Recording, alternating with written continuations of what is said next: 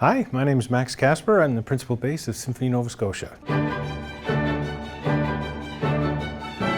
So this time I'm going to tackle two questions at once. The first one being, why is a bow called a bow? Well, that's because bows used to look like this, where they were outward curved and they looked very much like a bow from a bow and arrow. The second question would be, what is the difference between a Baroque and a modern bow? Well, I'm sure you've all seen a modern violin bow, but a Baroque bow differs from that in a few ways. I'm just going to put this down. The tip is much lighter. Actually, the whole bow is much lighter and shorter. The tip is more pointed. There's no ivory facing, no white facing on the bow. There's no silver anywhere on the bow at all. And the hair on the frog is much wider when it comes in. There's no band there.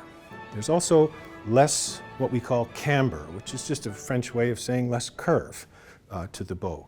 So the Baroque bow is really a speaking bow rather than a singing bow. We could classify the modern bow as a singing bow because it holds long tones beautifully. It's a very strong and powerful bow. Because the Baroque bow is lighter and has less curve, it's very good for fast, articulate, quick speaking passages, such as you play in the Baroque era.